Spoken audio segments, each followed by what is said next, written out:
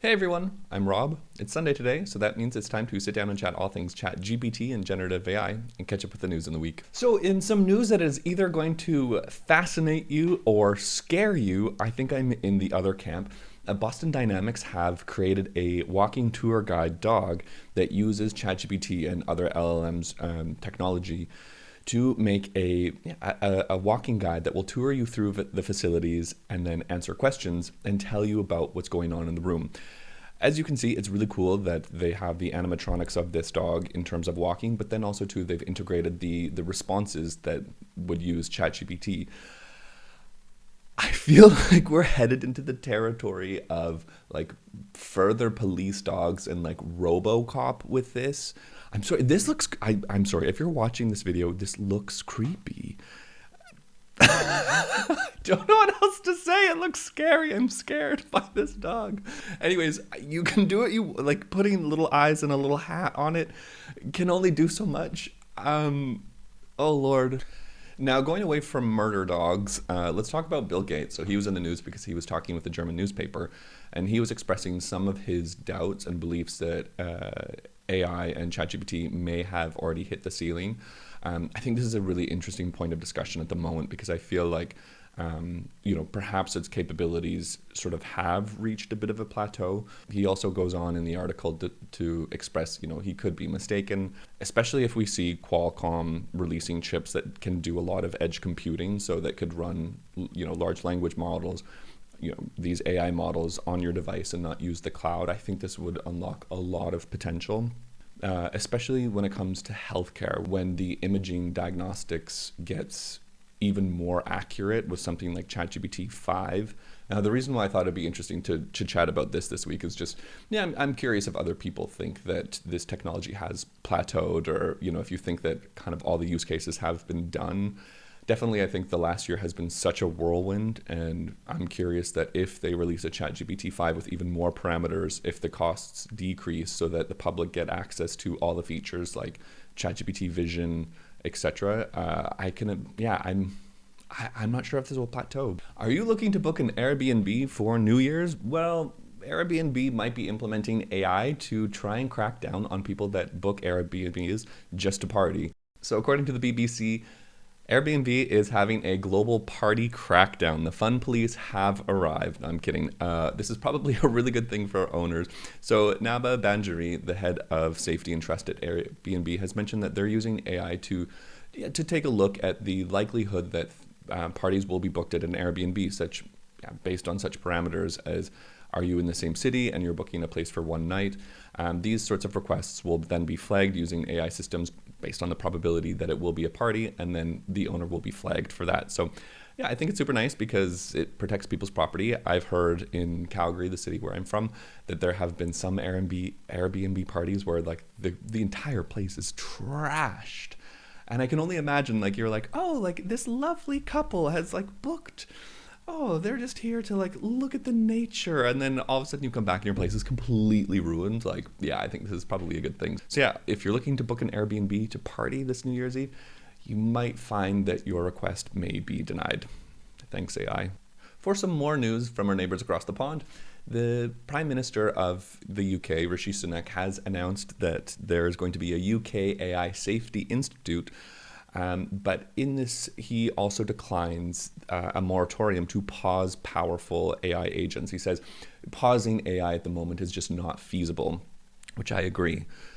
In the article and in his announcement, he also says that there should be a safety institute that tests new types of AI, and just understanding from a safety perspective, what are the possibilities of generating misinformation.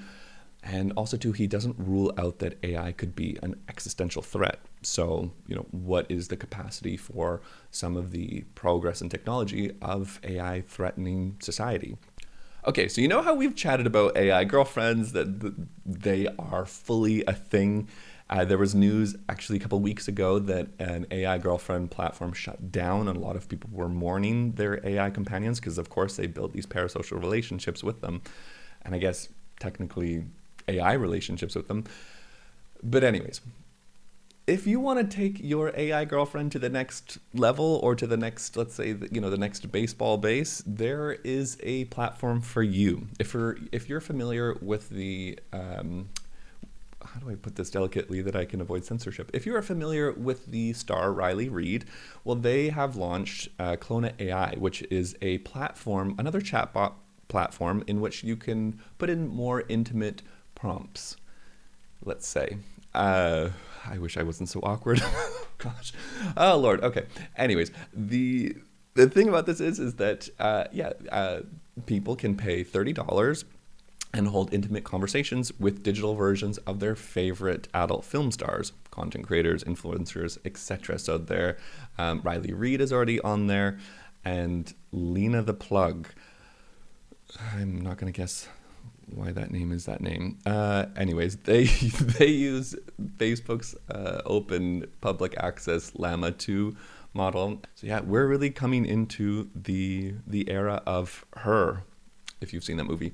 I'm so curious to see the research on this. Like, I know that there's an epidemic of male loneliness. If this will abate it, or if it will, if we'll start to see society be a bit more like Japan, where there's lower birth rates because less people are coupling. Why get into a relationship with somebody who has flaws when you have a perfect girlfriend in front of you or boyfriend that is accessible 24 hours a day? So, you know what? Maybe the optimistic version of me is thinking and hoping that, okay, this allows people to sort of to fulfill a certain need, and then they can go and feel confident and comfortable in the real world. I'm just saying this out loud, and I'm realizing that this is ridiculous. I'm going to stop rambling and talking about this topic. But if you are interested in having more intimate conversations, then check out Clona.AI. Now, speaking of this topic, and in the same vein, the Wall Street Journal has a wonderful podcast that you can listen to that chats with Sam Altman and Mira Mulati, the two creators of ChatGPT. The interesting thing that I found was, particularly in this transcript, let me just pull it up, so Sam Altman was quoted saying, "I personally have deep misgivings about this vision of the future where everyone is super close to AI friends, more so than human friends or whatever. I personally don't want that. I accept that other people are going to want that, and some people are going to build that, and if that's what the world wants and what we decide makes sense, we're going to get that. I personally think that personalization is great, but it's important that it's not like personness, and at least that when you're talking to an AI and when you're not. We named it ChatGPT and not, it's a long story behind that, but we named it ChatGPT and not a person's name very intentionally." That's so interesting. Like, it's not a Siri, it's not a Alexa, and they did that on purpose. But we are seeing live that these platforms are being built for people that have AI personalities, and that people were literally mourning the loss of their AI companion when a platform shut down. Anywho, there's a lot of really cool information in this podcast, and yeah, it's just a nice thing to clean your house to.